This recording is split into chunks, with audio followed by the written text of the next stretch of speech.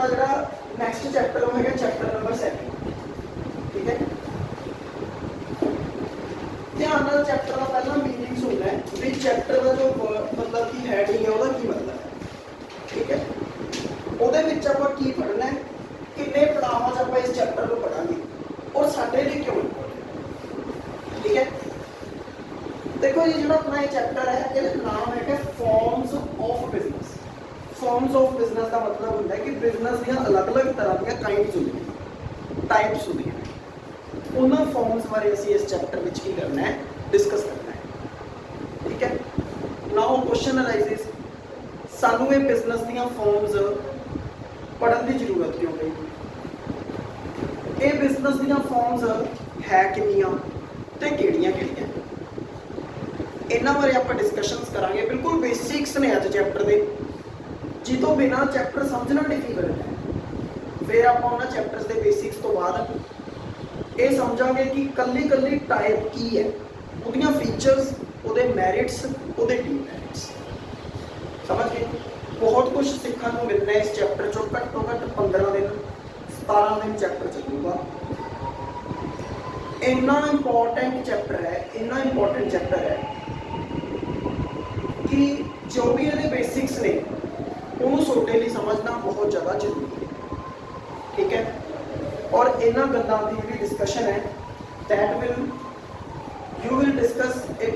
मतलब कि तुसी सीए कर लो, सीए च भी आऊगा ये, बीकॉम कर लो, एमकॉम कर लो, हर किसी चीज़ की डिस्कशन जी होगी, ठीक है। पर देखो फॉर्म्स का मतलब है टाइप्स ऑफ बिजनेस। तो साढ़े को टाइप्स कितनी ने, कितने टाइप्स के बिजनेस ने। फर्स्ट है जी सोल ट्रेडर, ठीक है। फर्स्ट किहड़ा है सोल ट्रेडर। सेकंड है पार्टनरशिप। सेकंड की है पार्टनरशिप। थर्ड है ज्वाइंट हिंदू फैमिली। थर्ड की है ज्वाइंट हिंदू फैमिली। फोर्थ है कोऑपरेटिव सोसाइटीज। फोर्थ है कोऑपरेटिव सोसाइटीज। फिफ्थ है ज्वाइंट स्टॉक कंपनी, जिन्होंने तुम कंपनी कहते हो ज्वाइंट स्टॉक कंपनी। थोड़ा याद होना जिस दिन आप बेसिक्स डिस्कस किए थे ना कंपनी का मतलब दसिया तो ये हूँ इतने डिटेल आऊगी सारी कंपनी कि कंपनी की है, कंपनी दी टाइप्स की है, किहड़ी कंपनी को प्राइवेट कहते हैं, किहड़ी कंपनी को पब्लिक कहते हैं। आपां सारा कुछ ही पढ़ना भी आपां सारे विच डिस्कस की कुछ करना है, समझ गए ना। ये है चैप्टर का फर्स्ट पड़ाव, फर्स्ट स्टेप, फर्स्ट फेज, ठीक है। Second phase of chapter is formation of company. Formation of company, company बनती किवें, क्योंकि जदों असीं कोई छोटी मोटी दुकान खोलनी है तो उत्थे ज़्यादा फॉर्मैलिटीज नहीं होंदी, कोई कागजी काम नहीं होंदा। तुसीं अपनी दुकान खोलो, समान रखो, शॉप खोली, you are not required to take any permissions from anybody. किसी को भी परमिशन लैने की जरूरत नहीं है क्योंकि you are free to start your business, ठीक है। ये फ्री स्टार्ट करने की परमिशन दी कदों गई, ये सारा प्लस टू जाऊगा। हुण तुसीं ये समझना है भी you are free to start business, ठीक है। ये बारे आप सारिया डिस्कशन करांगे। हुण जिहड़ा जो बच्चा प्लस 1 मेरे को नहीं पढ़िया होंदा उन्होंने ये गल्लां दा पता नहीं होंदा। हुण मैं तुहानूं सारा कुछ दसूगा, इत्थे आ चीज़ जिहड़ी है प्लस 2 डिस्कस होगी। ये चीज़ां आपां हुण कर रहे हैं, बेसिक्स आपां कर रहे हैं, ठीक है। हुण ये अपना चैप्टर का पहला पढ़ाए। ये सैकेंड है कंपनी बारे जो आप डिस्कस करांगे भी कंपनी की होंदी है, कंपनी कितने तरह की होंदी है। जब ये डिस्कशन होगी फिर आप ये सीखांगे कंपनी बनती किवें, क्योंकि सिंगल छोटी जी दुकान को खोलने लिए कोई फॉर्मैलिटी नहीं है, तो वो कोई सिस्टम भी नहीं चलता, कोई प्रोसीजर भी नहीं फॉलो करने पैंदे, है ना। कोई अपन को तो है नहीं कोई लीगल फॉर्मैलिटी पूरी करनी होगी नहीं। पर जब कंपनी बनानी है, कंपनी को बनाना सौखा काम नहीं है। कंपनी को बनाने वास्ते थोड़ा बहुत सारिया फॉर्मैलिटियां पूरियां करनियां पैंदियां।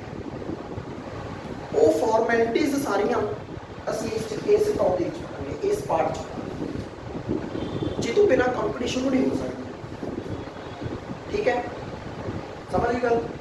ਇਸ ਚੈਪਟਰ 'ਚੋਂ ਅਨਦਰ ਇੰਪੋਰਟੈਂਟ ਥਿੰਗ 10 ਤੋਂ ਲੈ ਕੇ 13 ਨੰਬਰ ਦਾ ਪੇਪਰ ਇਸ ਚੈਪਟਰ 'ਚ, ਸਮਝ ਗਏ। 10 ਤੋਂ ਲੈ ਕੇ 13 ਨੰਬਰ ਦਾ ਪੇਪਰ ਇਕੱਲੇ ਇਸ ਚੈਪਟਰ 'ਚ ਹੋਊਗਾ। ਕਲੀਅਰ, ਇੰਨਾ ਇੰਪੋਰਟੈਂਟ ਚੈਪਟਰ ਹੈ। ਤੇ ਧਿਆਨ ਨਾਲ ਆਪਾਂ ਹੁਣ ਇਕੱਲੇ ਬਾਰੇ ਡਿਸਕਸ਼ਨ ਕਰਾਂਗੇ ਵੀ ਸਾਡੇ ਕੋਲ ਸ਼ੁਰੂਆਤ 'ਚ ਤਾਂ ਇਕੱਲਾ ਆਹੀ ਕੰਮ ਸ਼ੁਰੂ ਹੋਇਆ ਸੀ, ਅਸੀਂ ਕਿਉਂ, ਸਾਨੂੰ ਇਹਨਾਂ ਦੀ ਲੋੜ ਹੈ।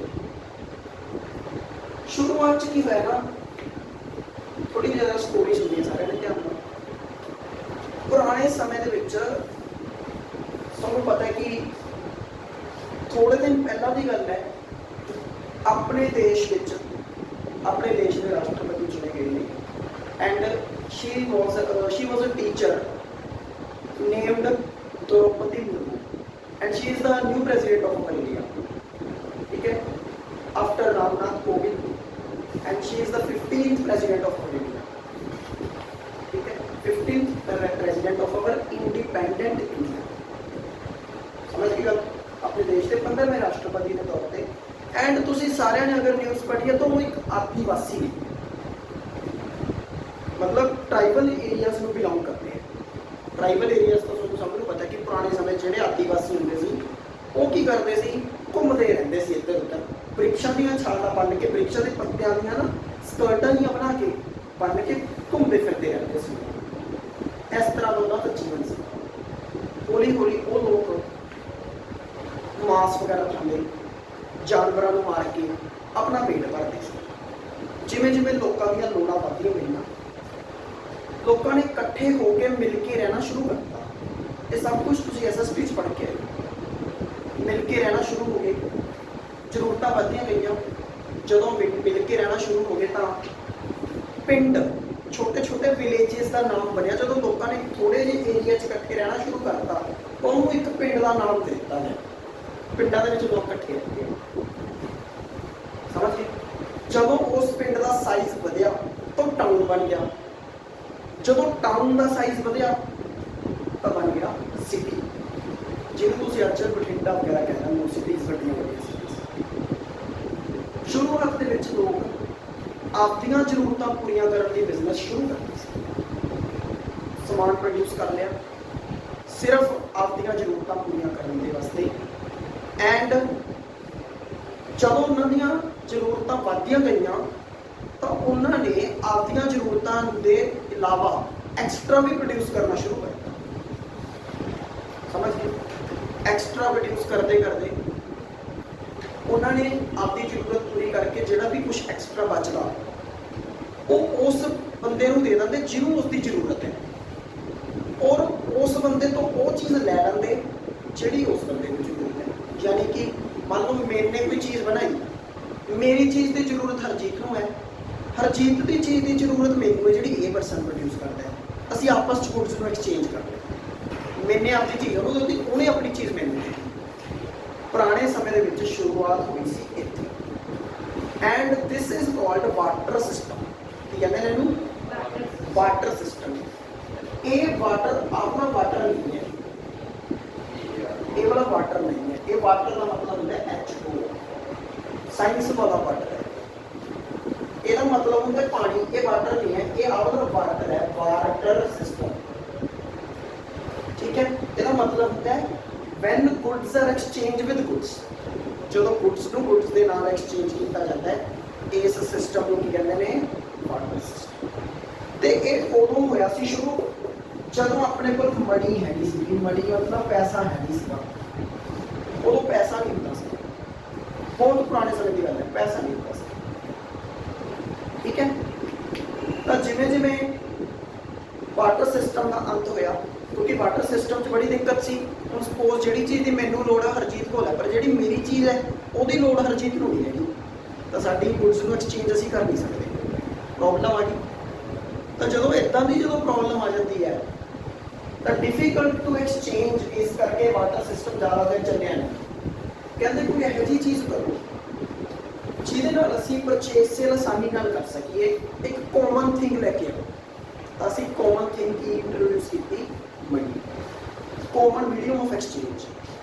ਸਮਝ ਗਏ? ਜਿਹਦੇ ਨਾਲ ਅਸੀਂ ਆਸਾਨੀ ਦੇ ਨਾਲ ਜੋ ਪੈਸਾ ਹੈ ਉਹਨੂੰ ਇੱਕ ਦੂਸਰੇ ਦੇ ਨਾਲ ਐਕਸਚੇਂਜ ਕਰ ਸਕਦੇ। ਠੀਕ ਹੈ ਜੀ, ਪਰਚੇਸ ਸੇਲ ਆਸਾਨੀ ਨਾਲ ਕਰ ਸਕਦੇ, ਉਹਨੂੰ ਅਸੀਂ ਕੀ ਕਹਿੰਦੇ ਆ, ਸਮਝ ਆ ਗਈ ਸਰ? ਜਿਹੜਾ ਮਨੀ ਹੈ ਤੁਹਾਡੇ ਲਈ ਇੱਥੇ ਕੋਈ ਕੰਮ ਦਾ ਨਹੀਂ। ਤੁਹਾਨੂੰ +2 ਵਿੱਚ ਜਿਹੜਾ ਇੱਕ ਚੈਪਟਰ ਪੜਾਇਆ ਜਾਊਗਾ ਸੈਪਰੇਟਲੀ, ਉਹਨੂੰ ਪੜ੍ਹਾਓ। ਬਸ ਇੰਨਾ ਪਤਾ ਹੋਣਾ ਚਾਹੀਦਾ ਸੀ ਕਿ ਵਾਟਰ ਸਿਸਟਮ ਸ਼ੁਰੂ ਹੋਇਆ, ਵਾਟਰ ਸਿਸਟਮ ਤੋਂ ਬਾਅਦ ਅਸੀਂ ਮਨੀ ਲੈ ਕੇ ਆਏ ਸੀ। ਉਹਦੇ ਵਿਚਾਲੇ ਵੀ ਇੱਕ ਦੋ ਚੀਜ਼ਾਂ ਹੋਈਆਂ ਸੀ, ਉਹ +2 ਚ ਦੱਸਾਂਗੇ ਕੀ ਹੋਇਆ ਸੀ। ਠੀਕ ਹੈ, ਵਾਟਰ ਸਿਸਟਮ ਤੋਂ ਆਪਾਂ ਆ ਜਾਂਦੇ ਹਾਂ ਛੋਟੀਆਂ ਦੁਕਾਨਾਂ, ਕਿਉਂਕਿ ਗੁੱਡਸ ਨੂੰ ਗੁੱਡਸ ਦੇ ਬਦਲੇ ਚ ਐਕਸਚੇਂਜ ਕਰਨਾ, ਲੋਕ ਆਪਣੇ ਘਰੇ ਹੀ ਸਮਾਨ ਪ੍ਰੋਡਿਊਸ ਕਰਕੇ ਐਕਸਚੇਂਜ ਕਰ ਲੈਂਦੇ ਸੀ।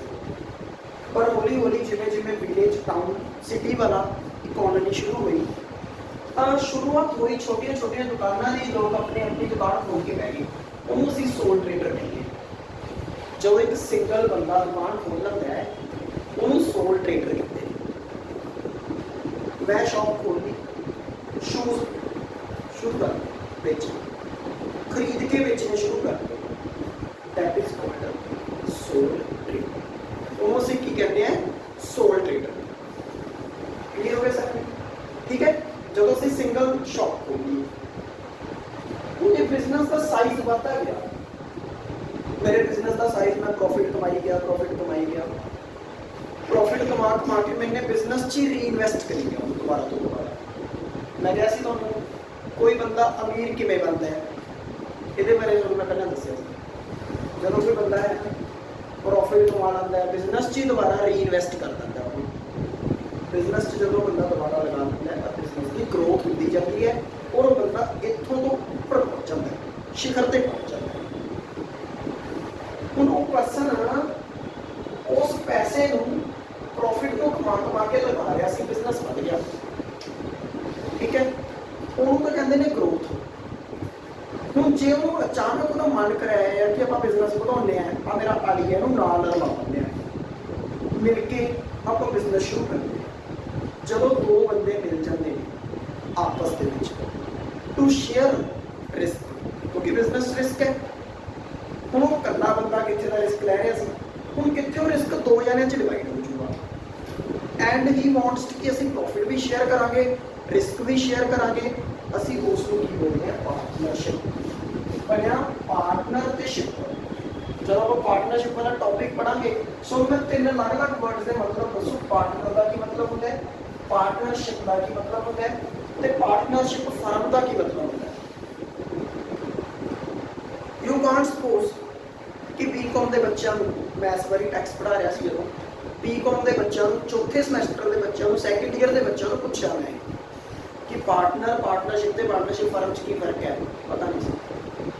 ਰੀਅਲੀ ਯੂ ਕੈਨ ਇਮੈਜਿਨ ਕਿ ਉਹਨਾਂ ਨੂੰ ਕਿੱਦਾਂ ਦਾ ਪੜ੍ਹਾਇਆ ਗਿਆ। ਸਮਝ ਗਏ? ਤਾਂ ਮੈਂ ਇਹ ਐਕਸਪੈਕਟ ਕਰੂੰਗਾ ਕਿ ਤੁਸੀਂ ਬਾਹਰ ਜਾ ਕੇ ਮੈਨੂੰ ਰਿਪਰੈਜ਼ੈਂਟ ਕਰੋ, ਤੁਸੀਂ ਕਿਤੇ ਮਾਰਨਾ। ਇਸ ਕਰਕੇ ਕੱਲੇ ਵਰਡ ਦਾ ਮੈਂ ਤੁਹਾਨੂੰ ਡੀਪ ਮਤਲਬ ਦੱਸੂਗਾ। ਹੁਣ ਬੈਂਕ ਤੇ ਬੈਂਕਿੰਗ 'ਚ ਫਰਕ ਦੱਸਿਆ ਸੀ ਨਾ, ਇਹ ਪਤਾ ਨਹੀਂ ਹੁੰਦਾ ਕਿਸੇ ਨੂੰ, ਸਮਝੇਗਾ? ਧਿਆਨ ਨਾਲ ਇਹਨਾਂ ਗੱਲਾਂ ਨੂੰ ਸੁਣਨਾ ਹੈ। ਠੀਕ ਹੈ, ਪਾਰਟਨਰਸ਼ਿਪ ਇੱਕ ਇਹੋ ਜਿਹੀ ਐਕਟੀਵਿਟੀ ਹੈ ਜਿਹਦੇ ਵਿੱਚ ਦੋ ਬੰਦੇ ਇਕੱਠੇ ਮਿਲ ਕੇ ਬਿਜ਼ਨਸ ਸ਼ੁਰੂ ਕਰਦੇ हैं कि आओ कुछ तो फंड करते हैं, कि मिल के बिजनेस करते हैं, रिस्क शेयर करांगे, प्रॉफिट शेयर करांगे और मिल के चलाएंगे काम। That is called partnership. समझ गए? ਇਹਦੇ ਵਾਸਤੇ ਇੱਕ ਐਕਟ ਹੁੰਦਾ ਹੈ, Indian partnership act 1932। Indian partnership act 1932। ਤੁਸੀਂ ਕਹੋਗੇ ਯਾਦ ਕਰਨਾ ਹੈ, ਬਿਲਕੁਲ ਯਾਦ ਕਰਨਾ ਹੈ। ਸਮਝ ਗਏ ਗੱਲ? ਇਹਨਾਂ ਚੀਜ਼ਾਂ ਨੂੰ ਤੁਸੀਂ ਯਾਦ ਕਰਨਾ ਹੈ। ਐਕਟ ਕਿਹੜਾ ਕਦੋਂ ਪਾਸ ਹੋਇਆ, ਸਮਝ ਗਏ? ਹੌਲੀ ਹੌਲੀ ਯਾਦ ਹੋਊਗੀ, ਪ੍ਰੈਕਟਿਸ। ਠੀਕ ਹੈ ਗੱਲ? 1932 ਚ ਐਕਟ ਪਾਸ ਹੋਇਆ ਸੀ। ਇਸ ਐਕਟ ਦੇ ਤਹਿਤ ਜਿਹੜੀ ਫਰਮ ਬਣੇ, ਜਿਹੜੀ ਫਰਮ ਇਸ ਐਕਟ ਦੇ ਤਹਿਤ ਬਣੇ ਉਹਨੂੰ ਪਾਰਟਨਰਸ਼ਿਪ ਕਹਿੰਦੇ ਆ। ਸਮਝ ਗਏ? ਕਲੀਅਰ ਹੋ ਗਈ ਗੱਲ? किसी भी पार्टनरशिप फर्म में शुरू करने लिए घट्टो घट्ट कितने बंदे चाहिए हैं? पार्टनरशिप करने व्यक्ति की होगी, कल्ले व्यक्ति का बिजनेस की होगा सोल ट्रेडर, दो बंदे रल जान तो की होगा।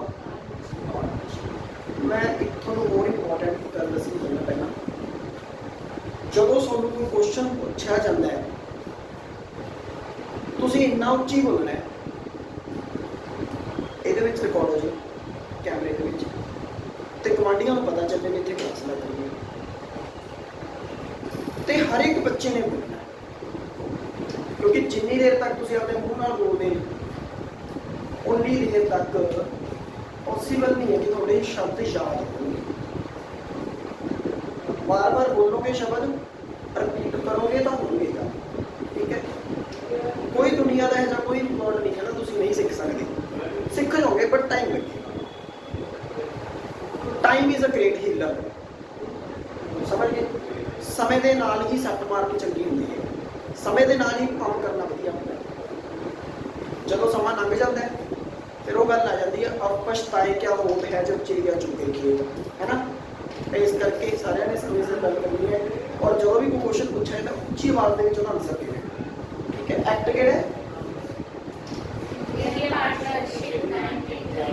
ये तहत की बनती है पार्टनरशिप, समझ गए गल। किन्ने बंदे चाहिए ने, पता चल गई गल।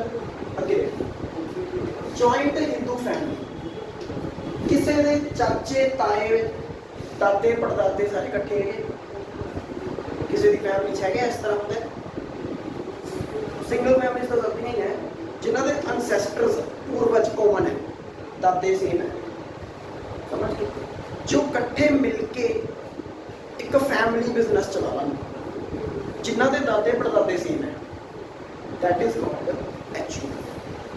उन्होंने की कहते हैं HUF, joint Hindu family business, HUF। हाँ बिल्कुल, दादिया पड़दादिया का जो सेम बिजनेस हो, एक ही बिजनेस हो, कहना मतलब चाचे ताए सारे एक ही बिजनेस च पैंदे ने इकट्ठे, ठीक है। उन्होंने HUF कहते हैं, समझ गए। ये नहीं है कि दो बिजनेस सी दादा जी ने, वो एक छोटे भरा संभालता एक बड़े भरा संभालता, वो HUF नहीं है। HUF की जो दादा जी पहला बहते सी, फिर थोड़े ताया जी बहन लग गए, फिर थोड़े पापा बहन लग गए, इस तरीके से वो HUF, ठीक है जी। समझ आएगी सारे को। ये बिजनेस है ना, नाम तो पता चल रहा है जॉइंट हिंदू फैमिली, और उस बच्चे के मन च क्वेश्चन आया कि तो हिंदुओं की गल हो रही है, समझ गए गल कि ये सिर्फ हिंदू बिजनेस हिंदू फैमिलीज वास्ते है। सिख फैमिलीज च भी अगर, क्रिश्चियन फैमिलीज च भी अगर, मुस्लिम फैमिलीज च भी अगर कोई इकट्ठा बिजनेस कर रहे हैं फैमिली बिजनेस, ਉਹਦੇ वास्ते भी यही टर्म यूज की जाती है, joint Hindu family, and they are undertaking the business, ਅਸੀਂ ਉਹਨੂੰ ਕੀ ਕਹਿੰਦੇ हैं जॉइंट हिंदू फैमिली, समझ गए। चलो तीन तरह के बिजनेस तो हो गए, फिर आ गया जी कोऑपरेटिव सोसाइटी। ਹੁਣ ਕਹਿੰਦੇ ਜਦੋਂ ਧਰਤੀ ਦੇ ਪਾਪ ਵੱਧਦਾ ਹੈ ਰੱਬ ਜਨਮ ਲੈਂਦਾ ਹੈ, ਸਮਝ ਗਏ ਗੱਲ। ਐਸ ਪਰ ਦੁਨੀਆ ਦੇ ਵਿੱਚ ਪਾਪ ਬਹੁਤ ਵਧਿਆ ਹੋਇਆ, ਕਿਸੇ ਨਾ ਕਿਸੇ ਰੂਪ ਦੇ ਵਿੱਚ ਪਰਮਾਤਮਾ ਇੱਥੇ ਆਉਂਦਾ ਹੈ, ਠੀਕ ਹੈ। ਬਿਜ਼ਨਸ ਫੀਲਡ ਦੇ ਵਿੱਚ ਇੰਨਾ ਜ਼ਿਆਦਾ ਕਸਟਮਰ ਦਾ ਐਕਸਪਲੋਇਟੇਸ਼ਨ ਹੋਣਾ ਸ਼ੁਰੂ ਹੋ ਗਿਆ, ਕਸਟਮਰ ਨਾਲ ਬਹੁਤ ਜ਼ਿਆਦਾ ਐਕਸਪਲੋਇਟੇਸ਼ਨ ਹੁੰਦਾ ਹੈ। 10 ਵਾਲੀ ਚੀਜ਼ 100 ਚ ਕੀਤੀ ਹੈ, पर कस्टमर भी बहुत ज़्यादा अवेयर हो गए। वो कहते हैं कि बिजनेसमैन का बाईकाट करो, अस आपका ही बिजनेस करना नहीं। उन्होंने डायरैक्ट मैन्युफैक्चरर को फोन किया और कहते जी अस तो डायरैक्ट खरीदा करा सोचे तो, चलो जी ठीक है कोई गल नहीं। 10 रुपये की बड़ी चीज़ मैन्युफैक्चरर उन्होंने 20 देने लग गया, उन्हें 25 की बेचनी शुरू करती, जी बाजार 100 की मिलती सी। समझ के मैं जस्ट एग्जांपल ले रहा, इमेजिनरी फिगर्स है, पर इतना नहीं होता। आजकल कंपटीशन है कि मार्जिन बहुत घट है, ठीक है। तुसी देखो 75 रुपये का डिफरेंस की है, शोषण है, एक्सप्लॉयटेशन है। इनू रोकने वास्ते 10 बंदे इकट्ठे मिल गए, मैं 10 ही क्यों लिखा, 11 क्यों नहीं लिखा, घट्टो घट 10 चाहिए।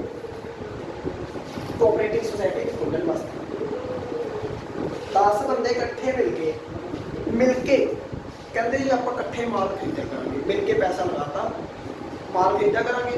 ਜਿਹੜੇ ਆਪਣੇ ਮੈਂਬਰ ਨੇ 10 ਆਪਾਂ ਇਹਨਾਂ ਨੂੰ ਤਾਂ ਆਈ ਰੇਟ ਤੇ ਚੀਜ਼ ਦੇ ਦਿਆ ਜਿਹੜੇ ਬਾਹਰਲੇ ਨੇ ਥੋੜਾ ਜਿਹਾ ਵਧਾ ਕੇ ਦੇ ਦਿਆ ਕਰਾਂਗੇ ਪਰ ਮਾਰਕੀਟ ਨਾਲੋਂ ਸਸਤਾ। ਮਿਲ ਕੇ ਕੋਆਪਰੇਸ਼ਨ ਦੇ ਨਾਲ ਬਿਜ਼ਨਸ ਖੋਲਿਆ ਤਾਂ ਕਿ ਜਿਹੜਾ ਬਾਹਰਲਾ ਸ਼ੋਸ਼ਣ ਹੋ ਰਿਹਾ ਹੈ, ਐਕਸਪਲੋਇਟੇਸ਼ਨ ਹੋ ਰਿਹਾ ਹੈ, ਉਹਨੂੰ ਰੋਕਣ ਵਾਸਤੇ ਅਸੀਂ ਇਹ ਬਿਜ਼ਨਸ ਖੋਲਿਆ। ਉਸ ਨੂੰ ਅਸੀਂ ਕੀ ਬੋਲਦੇ ਹਾਂ? Cooperative society. समझ के गल ਉਹਨੂੰ ਅਸੀਂ ਕੀ ਬੋਲਦੇ ਹਾਂ? ਕੋਆਪਰੇਟਿਵ ਸੋਸਾਇਟੀਜ਼ ਬੋਲਦੇ ਹਾਂ। ਪਤਾ ਚੱਲ ਗਿਆ? ਠੀਕ ਹੈ। ਐਕਸਪਲੋਇਟੇਸ਼ਨ ਨੂੰ ਰੋਕਣ ਵਾਸਤੇ ਕੀ ਖੋਲਿਆ? Cooperative societies. ਠੀਕ ਹੈ। ਫਿਰ ਆਇਆ ਜੀ ਪਾਰਟਨਰਸ਼ਿਪ।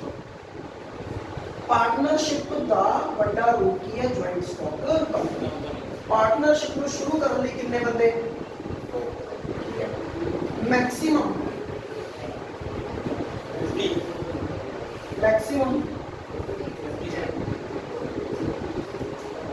20 हो सकते हैं। मैक्सिमम कितने हो सकते हैं? 20। पार्टनरशिप बिजनेस में मैक्सिमम कितने बंदे हो सकते हैं?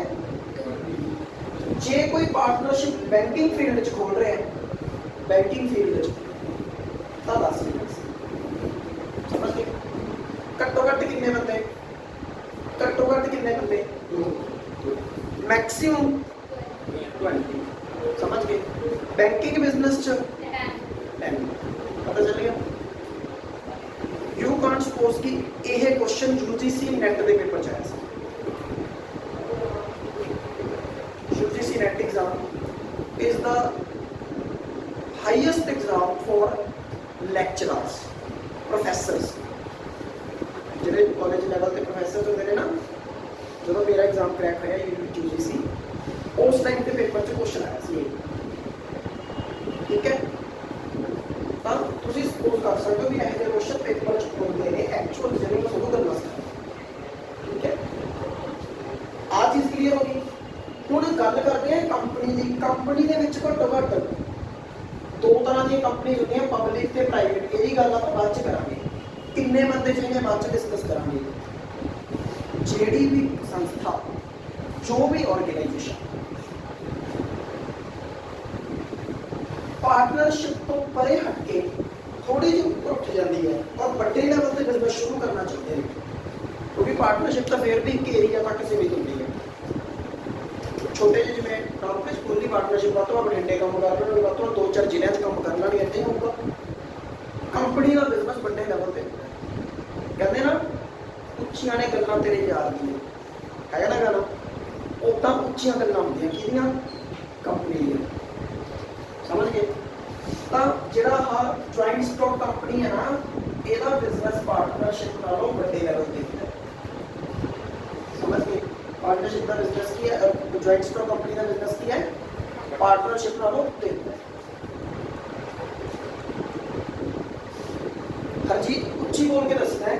पार्टनरशिप के लिए एक्ट किया है। पार्टनरशिप ठीक है। वो ही कुछ बोलो, दोनों मूवी इकट्ठे बोलो।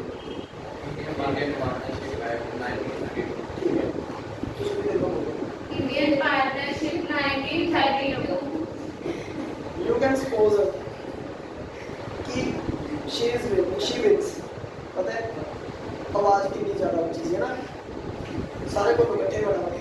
Indian Partnership 1932. और चल के भी एक्ट है। तो पता है कि सोने नाल दी क्लास में सोने का देखिए ये भी चीज में बोल रहे हैं। ठीक है। केड़ा एक्ट है? 1932। नाउ ਅਸੀਂ ਇਹ ਸਮਝਦੇ ਹਾਂ ਕਿ ਜੁਆਇੰਟ ਸਟਾਕ ਕੰਪਨੀ ਦਾ ਐਕਟ ਕਿਹੜਾ ਹੈ। ਇਹਦਾ ਤਾਂ ਪਤਾ ਚੱਲ ਗਿਆ। ਇਹਦਾ ਜੁਆਇੰਟ ਸਟਾਕ ਕੰਪਨੀ ਦਾ ਜਿਹੜਾ ਐਕਟ ਹੈ ਉਹਦਾ ਨਾਮ ਹੈ companies act. Companies act 1956 slash पाके 2000।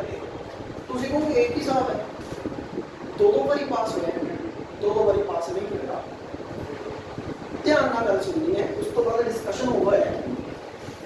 ਠੀਕ ਹੈ। ਪਹਿਲਾਂ ਇਹ ਐਕਟ 1956 ਚ ਪਾਸ ਹੋਇਆ ਸੀ ਪਹਿਲਾਂ। ਉਹ ਤਾਂ ਸਮਝਣ ਦੀ ਗੱਲ ਹੈ। ਜਦੋਂ ਅਸੀਂ ਕਲਾਸ 7 ਚ ਸੀਗੇ 1956 ਦਾ ਐਕਟ ਚੱਲਦਾ ਸੀ, ਸਮਝ ਗਏ? ਅਸੀਂ ਸਾਰਾ ਕੁਝ 1956 ਦੇ ਅਕੋਰਡਿੰਗ ਪੜ੍ਹਿਆ। ਜਦੋਂ ਗ੍ਰੈਜੂਏਸ਼ਨ ਚ ਹੋਏ ਐਕਟ ਬਦਲ ਗਿਆ। ਆਵੇਂ ਐਕਟ ਵੀ ਬਦਲ ਜਾਂਦੇ ਆ, ਬਿਲਕੁਲ ਬਦਲ ਜਾਂਦੇ ਆ। ਹੁਣ ਸਾਰੇ ਗੱਲ ਸੁਣੋ ਇੱਕ ਧਿਆਨ ਨਾਲ, ਐਕਟ ਬਣਦਾ ਕਿਵੇਂ? ਦਿੱਕਤ ਆਈ, ਪ੍ਰੋਬਲਮ ਆਈ, ਪੁਰਾਣੀਆਂ ਹੋ ਗਈਆਂ ਗੱਲਾਂ, ਠੀਕ ਹੈ?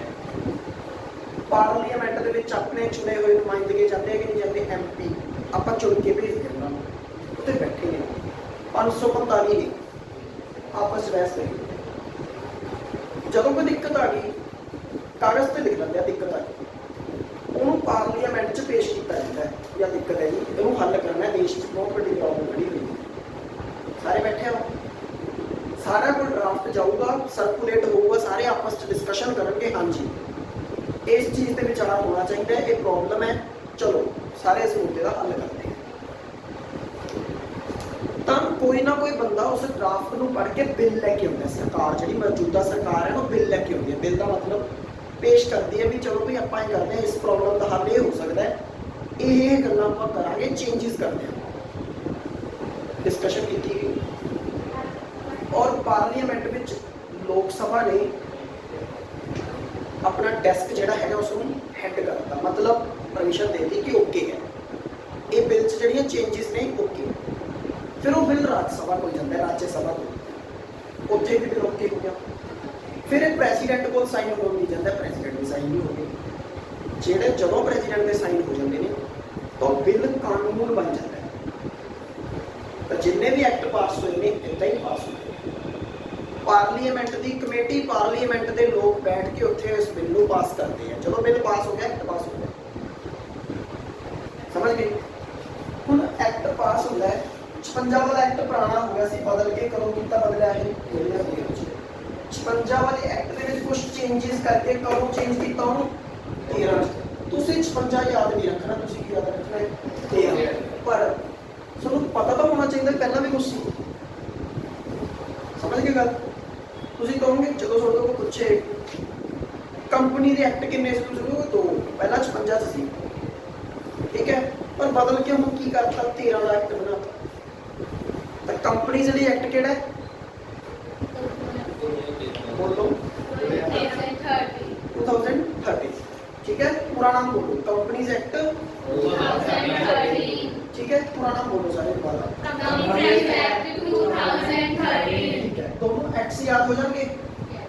पंजा की डिस्कशन होगी ना अपनी यहाँ, कंपनी बनती किवें है ये डिस्कशन ਆਪਾਂ ਕਰਾਂਗੇ ਜਦੋਂ ਟੌਪਿਕ ਆਊਗਾ, क्योंकि कंपनी बनने वास्ते ਸਾਨੂੰ 3 इंपॉर्टेंट चीज़ां चाहिए, MOA